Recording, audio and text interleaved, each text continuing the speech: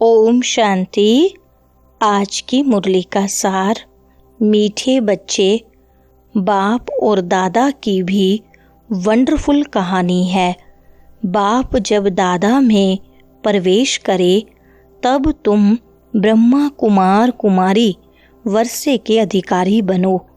प्रश्न है, निश्चित ड्रामा को जानते हुए भी तुम बच्चों को कौन सा लक्ष्य अवश्य रखना है? उत्तर है, पुरुषार्थ कर गैल्प करने का, अर्थात विनाश के पहले बाप की याद में रह कर्मातीत बनने का लक्ष्य अवश्य रखना है। कर्मातीत अर्थात आयरन एज्ड से गोल्डन एज्ड बनना पुरुषार्थ का यही थोड़ा समय है। इसलिए विनाश के पहले अपनी अवस्था को अचल अडोल बनाना है। सुनते हैं मुख्य पॉइंट्स। पहली पॉइंट, तुम आधा कल्प वर्षा पाते हो, फिर तुमको श्राप मिलता है रावण से, नीचे उतरते आते हो। जैसे ग्रहचारी बैठती है नीचे उतरने की। अभी तुम बच्चे समझते हो हमारी ग्रहचारी राहु की दशा पूरी हुई। राहु की दशा है सबसे बुरी। ऊंचते ऊंच बृहस्पति की दशा, फिर राहु की दशा बैठी तो 5 विकारों के कारण हम काले हो गए। अब फिर बाप कहते हैं देह दान तो छूटे ग्रहण। है तुम्हारी बात। उन्होंने फिर सूर्य चंद्रमा का ग्रहण समझ लिया है। जब ग्रहण लगता है तो दान मांगते हैं। यहाँ बाप तुमको कहते हैं 5 विकारों का दान दो तो ग्रहचारी उतर जाएगी।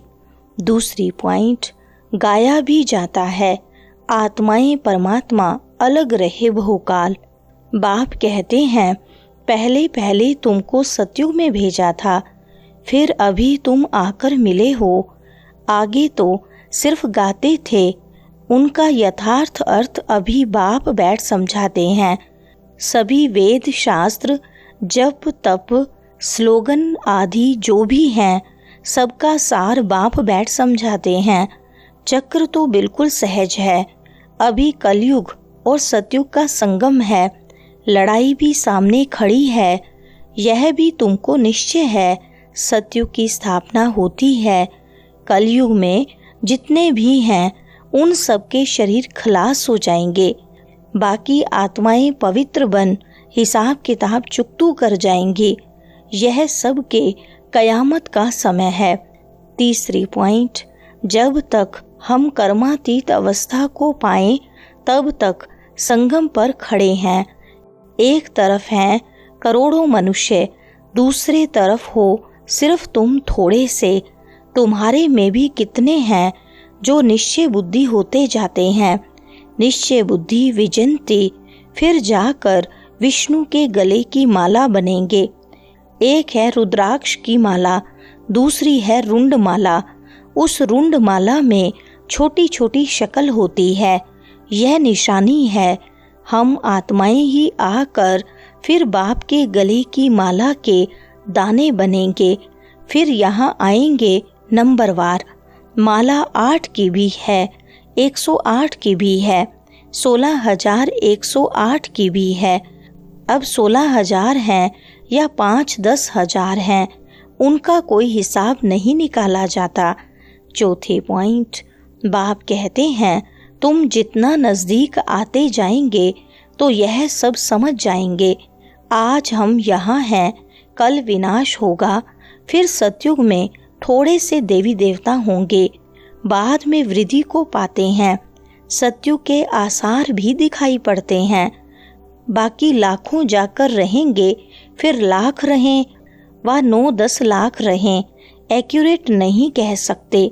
हाँ, तुम जब एक्यूरेट संपूर्ण बनने के लायक बनेंगे तब तुमको और जास्ती साक्षात्कार हो जाएगा। अभी तो बहुत कुछ समझने का समय पड़ा है। बहुत साक्षात्कार करते रहेंगे। लड़ाई की तैयारियां भी बहुत होती रहती हैं। सब चीज़ें महंगी होती जाएंगी। विलायत में भी अब खूब टैक्स आदि लगते रहेंगे। बहुत बहुत महंगाई होकर फिर एकदम सस्ताई हो जाएगी। 5वें पॉइंट, सतयुग में कोई चीज पर खर्चा नहीं होगा, सब खानियां आदि भरपूर हो जाएंगी। नई दुनिया में वैभव बहुत होते हैं। लक्ष्मी नारायण के पास बहुत वैभव थे ना। श्रीनाथ द्वारे में मूर्तियों के आगे भी कितने वैभवों का भोग लगाते हैं। वहाँ बहुत माल बनाते हैं और खाते रहते हैं। कहेंगे हम देवताओं को भोग चढ़ाते हैं, कहेंगे देवताओं को भोग नहीं लगाएंगे तो वह नाराज हो जाएंगे। अब इसमें नाराज होने की तो बात ही नहीं। तुम कोई पर नाराज नहीं होते हो। जानते हो ड्रामा अनुसार यह विनाश होना ही है। कलयुग से बदलकर सतयुग होगा। 6 पॉइंट, तुम भी ड्रामा के वश हो। ड्रामा अनुसार बाप भी आया हुआ है। ड्रामा में 1 मिनट भी नीचे ऊपर नहीं हो सकता है। जैसे बाबा आया तुमने देखा, कल्प बाद भी हूबहू ऐसे होगा। शास्त्रों में तो कल्प की आयु लंबी लिख दी है। अभी तुम बच्चों की बुद्धि में है, बरोबर विनाश सामने खड़ा है। अभी तुम गैल्प कर रहे हो। जानते हो बाप को याद कर हमको कर्मातीत अवस्था को जरूर पाना है। यह भी जानते हो बहुत किस्म के आएंगे जो और धर्म में बदली हो गए हैं, वह निकल कर आते रहेंगे, आकर अपना पुरुषार्थ करते रहेंगे। बाप से वर्षा पाने ब्राह्मण धर्म में आकर फिर देवता धर्म में आएंगे। 7वें पॉइंट, पुरुषार्थ करने का अभी समय है। माया घड़ी घड़ी तुम्हारा बुद्धि योग तोड़ देती है। अजुन तुम अडोल स्थिर कहाँ बने हो। कहते हैं बाबा माया के तूफान बहुत आते हैं। कोई तो सारे दिन में घंटा आधा भी याद नहीं करते हैं। बाप कहते हैं तुम कर्म योगी हो। 8 घंटा तो यह सेवा करेंगे। 8 घंटा याद कर सको इतना पुरुषार्थ करना है। याद करते रहने से विकर्म विनाश होते जाएंगे। इसको ही योग अग्नि कहा जाता है। यह है मेहनत। ग्रस्त व्यवहार में रहते हुए सिर्फ याद करना है। यह भी बाबा बतलाते हैं कि जिन्होंने ग्रस्त छोड़ा है, बच्चे बने हैं, वह भी इतना याद नहीं करते हैं। घर में रहने वाले और ही जास्ती याद करते हैं। अर्जुन और भील का भी मिसाल देते हैं ना।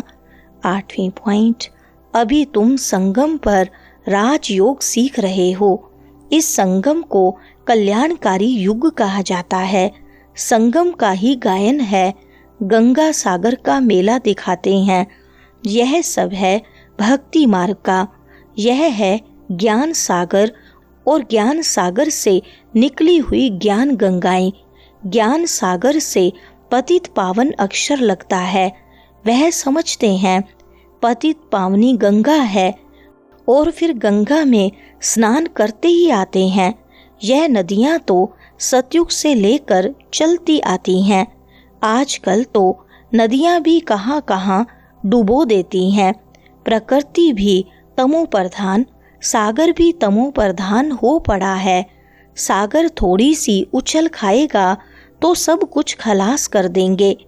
सतयुग में सिर्फ हम थोड़े ही भारत में रहते हैं। यमुना के कंठे पर देहली परिस्थान थी, फिर बननी है। 9वें पॉइंट, भगवान की इतनी महिमा है तो जरूर आना पड़े। उनका जन्म दिव्य अलौकिक है और किसका दिव्य जन्म नहीं गाया जाता। यह भी बच्चों को समझाया है। एक होता है लौकिक बाप, दूसरा है पारलौकिक बाप, जिसको ही भगवान कह याद करते हैं, और तीसरा है अलौकिक बाप। यह फिर वंडरफुल बाप है। जब पारलौकिक बाप बच्चों को अडॉप्ट करते हैं तो बीच में यह अलौकिक आ जाता है। प्रजापिता ब्रह्मा के कितने ढेर बच्चे हैं। शिव बाबा आकर ब्रह्मा द्वारा तुमको अपना बनाते हैं। कितने ब्रह्मा कुमार कुमारियां बनते हैं। लौकिक बाप को तो करके 8-10 बच्चे होंगे। अच्छा, शिव बाबा भी है पारलौकिक बाप, उनके तो अनेक बच्चे हैं। वरदान है तोड़ना, मोड़ना और जोड़ना। इन 3 शब्दों की स्मृति द्वारा सदा विजयी भव। विस्तार है सारी पढ़ाई और शिक्षाओं का सार। यह 3 शब्द हैं। कर्म बंधन तोड़ने हैं, अपने संस्कार स्वभाव को मोड़ना है और एक बाप से सर्व संबंध जोड़ने हैं। यही 3 शब्द संपूर्ण विजयी बना देंगे। इसके लिए सदा यही स्मृति रहे कि जो भी इन नैनों से विनाशी चीजें देखते हैं वह सब विनाश हुई पड़ी हैं। उन्हें देखते भी अपने नए संबंध, नई सृष्टि को देखते रहो तो कभी हार हो नहीं सकती। स्लोगन है योगी की निशानी है सदा क्लीन और क्लियर। अच्छा, ओम शांति।